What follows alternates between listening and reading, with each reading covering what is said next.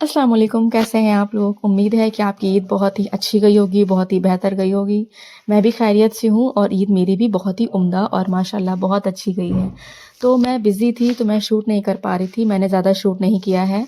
तो मैं आपसे बहुत इम्पॉर्टेंट बात करना चाह रही थी क्योंकि ईद के दौरान ही एक सुप्रीम कोर्ट ने एक जजमेंट अपना पास किया है, उसके अकॉर्डिंग मैरिज इक्वालिटी की बात की गई है, जिसके हिसाब से अब हस्बैंड्स को भी अपनी वाइफ़ के किचन में उसका हाथ बटाना होगा क्योंकि वो सिर्फ एक मेड नहीं है अकॉर्डिंग टू सुप्रीम कोर्ट।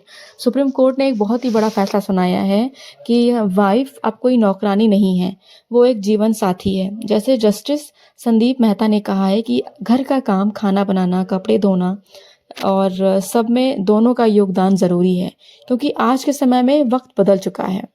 लेकिन सोचिए, ये सच्चाई सिर्फ़ आज की है? जी नहीं, अगर आप मज़हब इस्लाम से जुड़े हुए हैं तो आपको ये बात बहुत ही अच्छे से पता होगी कि ये बात आज की नहीं है, बल्कि 1400 साल पहले हमारे नबी करीम सल्लल्लाहु अलैहि वसल्लम ने ही ये बात कह चुके थे। वो ये बात उन्होंने कहा था कि तुम में सबसे अच्छा वो है जो अपनी वाइफ़ के साथ अच्छा व्यवहार करे।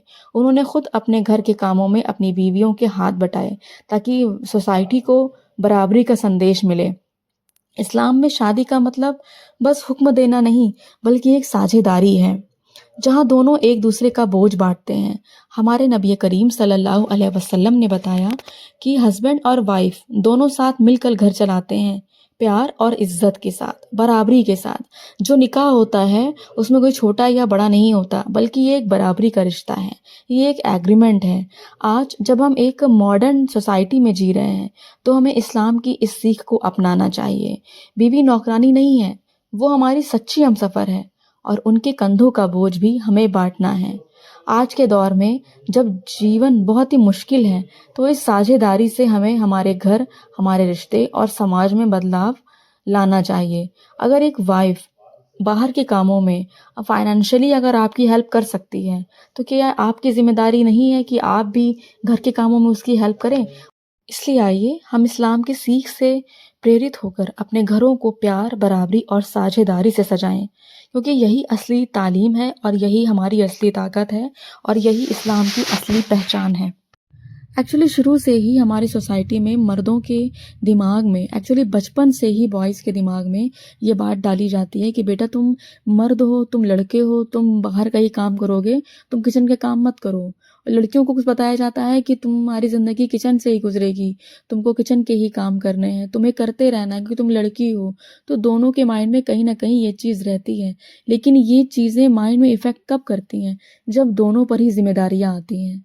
और जब हस्बैंड वाइफ एक साथ रहते हैं तो कुछ ना कुछ एक दूसरे की हेल्प करते हैं। अगर हस्बैंड फाइनेंशियली वीक है तो वाइफ उसकी हेल्प करती है। तो अगर तब वाइफ उसकी हेल्प कर सकती है फाइनेंशियली इंडिपेंडेंट होने में, अपने घर का पहिया अच्छे से चलाने में, अगर एक बीवी अपने शौहर की हेल्प कर सकती है, तो एक शौहर घर के कामों में उसकी हेल्प क्यों नहीं कर सकता? बाज़ घरों में ये देखा जाता है कि अगर शौहर अपनी बीवी का किचन में या किसी और काम में मदद करता है तो उसको जोरू का गुलाम कहा जाता है और इस तरीके से उनके रिश्तों में खटास आ जाती है क्योंकि जो घरों की ज़िम्मेदारियाँ बहुत ज़्यादा होती हैं और अगर शौहर उनका हाथ बटाते हैं तो उनको ताने सुनने को मिलते हैं। उनको कहा जाता है कि बीवियों ने उनको अपने उसमें रंग में ढाल लिया है, जादू टोना करा दिया है। बीवियों के जो शौहर हैं वो उनके आगे पीछे घूमते रहते हैं। उन्हें अपने ही परिवार से ये बातें सुनने को मिलती हैं। तो ये बात फैमिली को भी समझनी चाहिए, लोगों को भी समझनी चाहिए कि ये दीन का हिस्सा है। बीवी के साथ लगे रहना, उसकी हेल्प करना, फाइनेंशियली अपने शौहर की मदद करना या घर के कामों में जो शौहर अपनी बीवियों की मदद करते हैं, ये सारा दीन का हिस्सा है, ना कि उनकी अपने दिमाग की उपज होती है। ठीक है? उनके दिमाग की उपज है ये, शौहर जाकर बीवी के लिए कुछ करते हैं, तो वो जोरों के गुलाम नहीं हैं, वो अपना दीन मुकम्मल कर रहे हैं। और जो एक मर्द का जो दीन है, वो उसकी बीवी मुकम्मल करती है। उसकी जो आखिरत है, वो उसकी बीवी से पूरी होगी, ना कि किसी और से। तो प्लीज़ अपने दिमाग को थोड़ा-सा ठंडा रखिए और मर्दों को इनिशिएट करिए कि वो अपनी बीवियों की हेल्प करें, घर के कामों में हेल्प करें और ये आपकी ज़िम्मेदारी है कि बीवियों पर ना छोड़िए। आप अपने बच्चों को ऐसी परवरिश दीजिए, आप अपने बेटों को वो मर्द बनाकर तैयार करिए, जो अपनी बीवियों के लिए और आपके अपने लिए, अपनी बहनों के लिए एक मिसाल बन सकें और उनकी हर दम, हर कदम पर आज के वक्त में जैसे लड़कियों से पूछा जाता है कि क्या लड़कियों को काम करना आता है? मेरे घर में बहुत काम है, मैं इसीलिए शादी कर रही हूँ। मुझे ऐसा लगता है कि आने वाले वक्त में ये पूछा जाएगा कि क्या लड़के को खाना बनाना आता है?